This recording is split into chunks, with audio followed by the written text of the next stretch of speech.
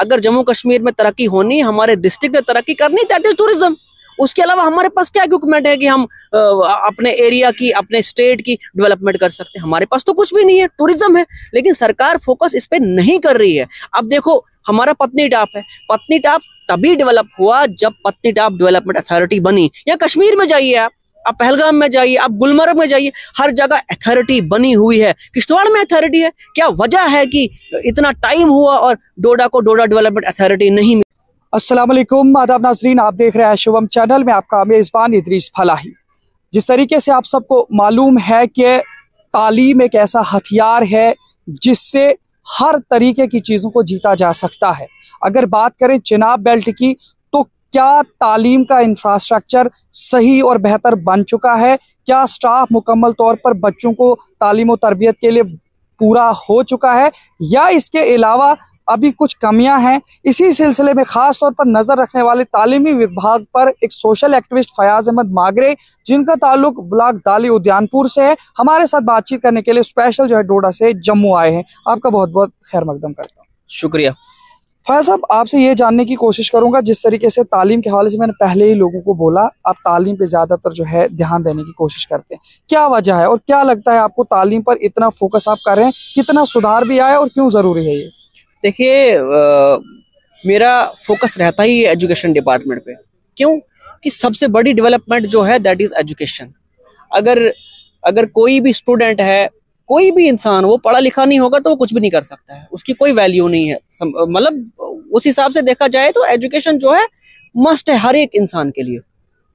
तो हमारा rural area जो है, चिनाब वैली है या स्पेशल दाली उद्यानपुर ब्लॉक की बात कर रहा हूँ, तो रूरल एरियाज में एजुकेशन की काफी खस्ता हालत है। क्यों? स्टाफ हमारे पास नहीं है। आप देखिए कि 21वीं सदी है, हमारे पास हायर सेकेंडरी नहीं है उद्यानपुर में।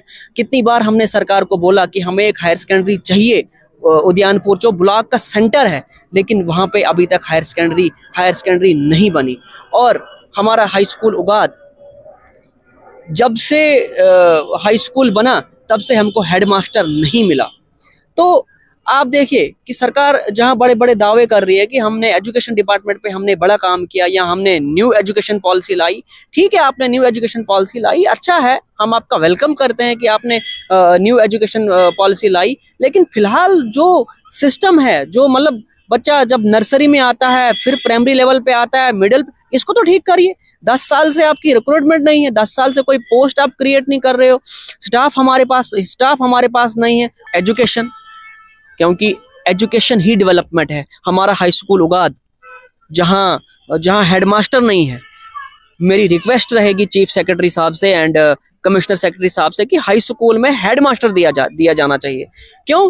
क्योंकि ठीक है, अभी रिक्रूटमेंट नहीं है, पोस्टें नहीं है, चलो स्टाफ रहने दो, लेकिन हेड ऑफ द इंस्टीट्यूशन हर जगह इंपॉर्टेंट है, हर किसी अदारे में। इसलिए मेरी रिक्वेस्ट रहेगी डिप्टी कमिश्नर डोडा से, जिन्होंने ये कहा कि हाँ, मेरा फोकस जो रहेगा आउटकम पे रहेगा, और एक टीम कॉन्स्टिट्यूट होनी चाहिए डिस्ट्रिक्ट लेवल पे, जो पूरे स्कूल में चेक करे क्या एक टीचर बच्चे को क्वालिटी एजुकेशन दे पा रहा है। क्योंकि फोकस जो होना चाहिए वो रिजल्ट पे होना चाहिए।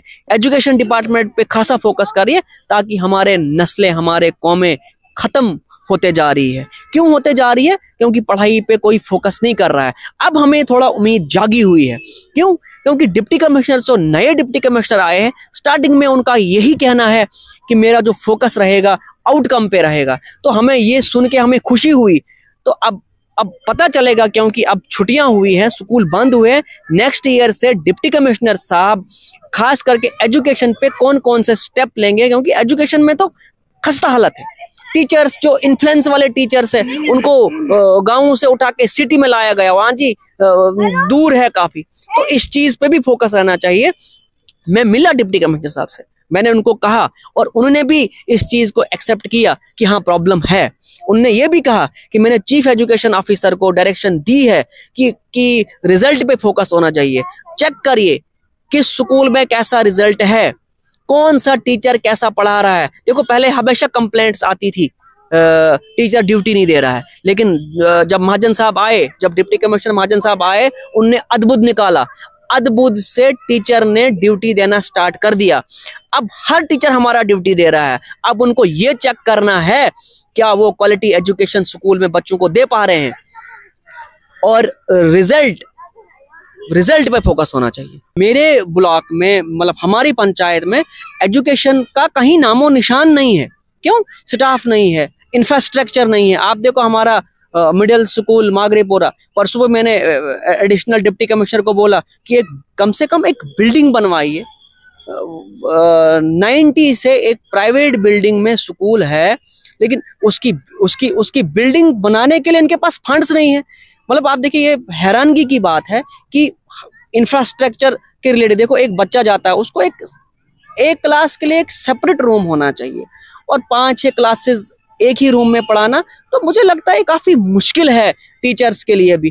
तो मेरी रिक्वेस्ट रहेगी डिप्टी कमिश्नर डोडा से, चीफ एजुकेशन ऑफिसर से, कि मागरेपुरा में बिल्डिंग बनवा दीजिए। क्योंकि वहां बिल्डिंग मैंने चीफ एजुकेशन ऑफिसर के ऑफिस में उनको कहा कि आप बिल्डिंग बनवा दीजिए। कहते हैं हमारे पास फंड्स नहीं, हमारे पास 1 करोड़ रुपए आता है, उसमें हमें पूरे डिस्ट्रिक्ट को देना होता है, हम कहाँ एक ही स्कूल पे फोकस करेंगे।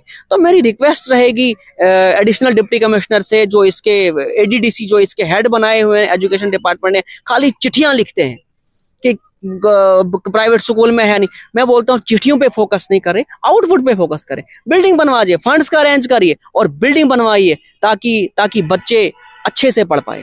आपसे मैं ये भी जानने की कोशिश करूंगा, तालीम के साथ साथ टूरिज्म का भी एक बहुत बड़ा महत्व रहता है तरक्की में, किसी भी समाज में या किसी भी मुल्क में। तो क्या लगता है आपको, चिनाब बेल्ट में टूरिज्म का क्या आपको लगता है कहाँ पहुंचा है? देखिए, जहाँ तक मेरा कहने का सवाल है, हमारे डिस्ट्रिक्ट में सिर्फ टूरिज्म की डेवलपमेंट जो हुई वो भद्रवाह में हुई। क्यों हुई? क्योंकि वहाँ BDA है, भद्रवाह डेवलपमेंट अथॉरिटी। उसके बाहर ना डिस्ट्रिक्ट एडमिनिस्ट्रेशन काम कर पा रहे हैं और तो ना कर पाएंगे। क्यों?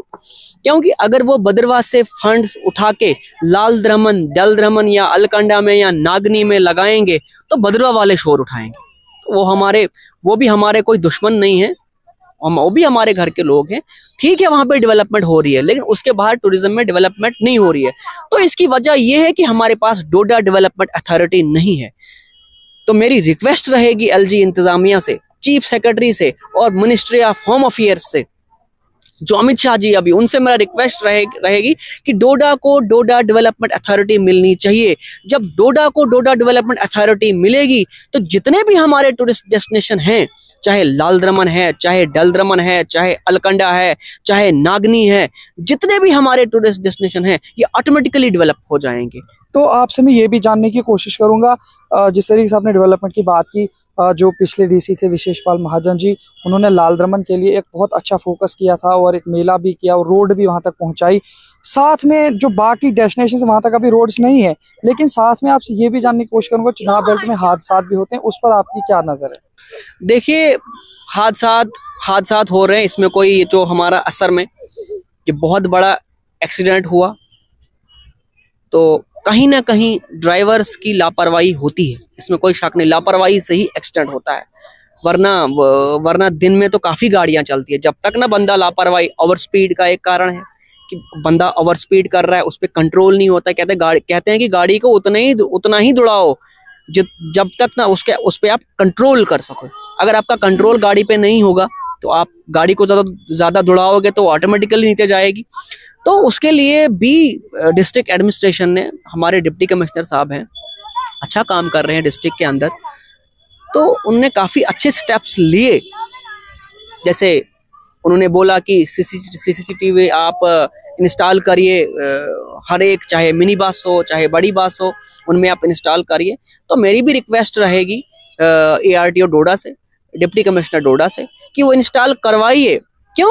उससे एक ड्राइवर पे भी प्रेशर रहेगा कि CCTV कैमरा लगा हुआ है, और लोगों पे प्रेशर रहेगा कि भाई गाड़ी में CCTV कैमरा लगा हुआ है, कि हमें ओवरलोडिंग नहीं करनी है। और देखो, और जो दूसरा उनने स्टेप लिया सीढ़ी उतारने का, वो भी उनने अच्छा स्टेप लिया। क्यों लिया?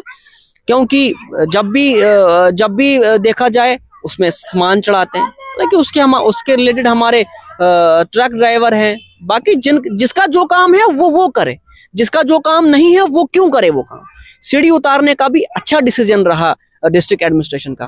तो मेरी फिर से रिक्वेस्ट रहेगी डिस्ट्रिक्ट एडमिनिस्ट्रेशन से कि इस पे अच्छे से फोकस करिए और ड्राइवरों को एक काउंसलिंग भी दे दीजिए उनको कि भैया आपने ओवरलोडिंग नहीं करनी है। हमेशा एक्सीडेंट जो होता है ओवरलोडिंग से होता है, मोबाइल फोन से होता है, खास करके मोबाइल फोन से। तो उनको काउंसलिंग दी जानी चाहिए कि खास करके ड्राइविंग करते करते मोबाइल फोन इस्तेमाल नहीं करना है। अगर आप मोबाइल फोन इस्तेमाल करते हैं, हालांकि हम भी ड्राइव करते हैं, अगर हम भी फोन इस्तेमाल करते हैं तो कहीं ना कहीं चलो ऊपर वाला अल्लाह ना करे सबको लंबी उम्र मिले और किसी को ऐसा ना हादसा हो, लेकिन मोबाइल फोन एक मेन कारण है एक्सीडेंट होने का। तो मेरी रिक्वेस्ट रहेगी फिर से डिस्ट्रिक्ट एडमिनिस्ट्रेशन से कि मोबाइल पे खासा कंट्रोल रहना चाहिए। बहुत बहुत शुक्रिया हमारे साथ बात करने। Thank you so much.